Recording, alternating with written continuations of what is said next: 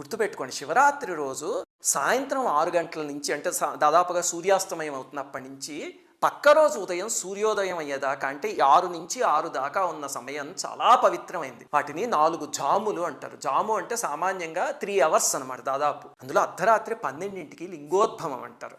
ఆ సమయం పరమ పవిత్రమైనది. అందుకని మీకు కుదిరితే లింగోద్భవం దాకా లేచుండి ఆ సమయానికి అభిషేకం చేయడానికి ప్రయత్నించండి. కొంచెం అభిషేకం చేసిన 5 నిమిషాలు చేసినా సరే అపారమైన ఫలితం. అలాగే ఎన్నిసార్లు చేయాలండి అభిషేకము అంటే సామాన్యంగా ఏకాదశ రుద్రులు అంటారు పరమేశ్వరుడు యొక్క 11 స్వరూపాలు.